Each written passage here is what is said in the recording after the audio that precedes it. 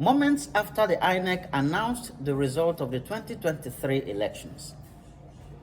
Mrs. Tinubu, in a church on the altar of the Most High God, declared to Nigerians that God has blessed their family, and therefore they never needed Nigerians' resources to survive. Listen to her.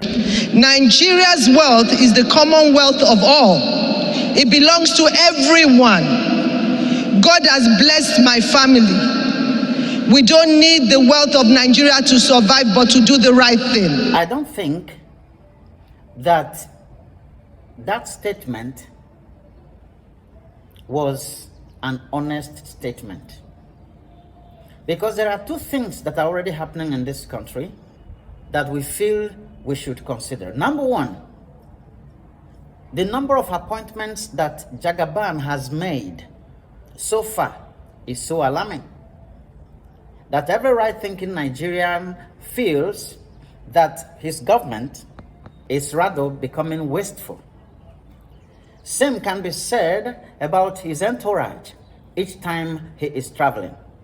That is, by the way, because it is still within the prerogative of the president to make whatever appointment he should make, because the Constitution conferred on the Nigerian president enormous powers.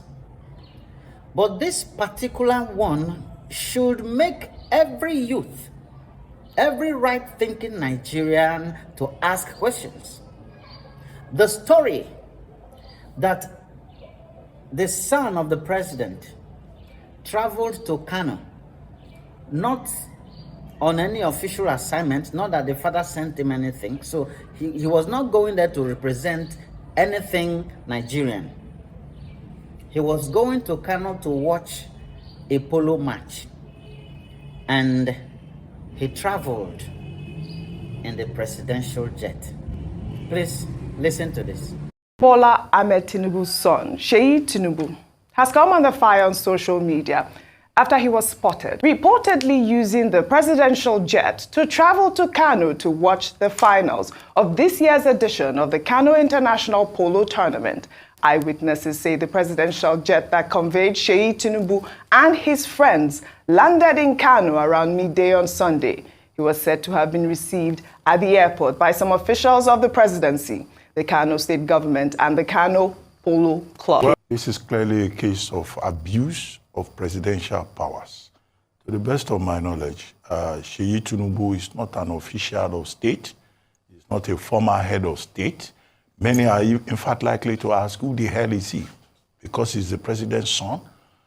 So even if you are a child of privilege, what I always tell these children of privilege is that why don't you struggle and develop yourself and make a name for yourself instead of just relying on privilege? But what concerns us is the abuse of presidential powers.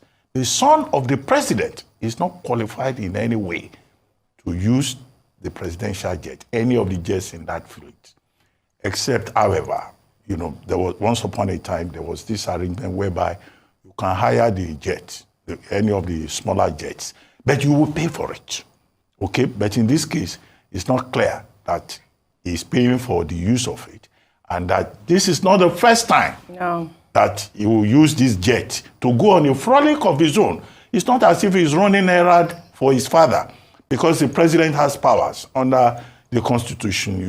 He can send somebody on an errand and say, okay, let the jet take it. He is going to watch a polo match. What is that? What I know is that, you know, former heads of state, sometimes if they are a trip to somewhere or they are going on an assignment on behalf of Nigeria, it could be released to them. But to turn the presidential jet into, you know, an Okada that people can be using to go and watch polo, to go and watch table tennis, or to go and visit persons in parts of the country. No, the optics, very bad. At a time when... One part that we won't forget in all of this, how will he not use it and turn it into an Okada? This is the same man that his father has a private jet. Why didn't he use his father's private jet? This is the... They don't need our resources to survive, but they want to waste our resources. These are questions that Nigerians should begin to ask. Because the fact that we have not been asking questions is the reason that leaders are taking us for granted. We've got to rise up and do the right thing.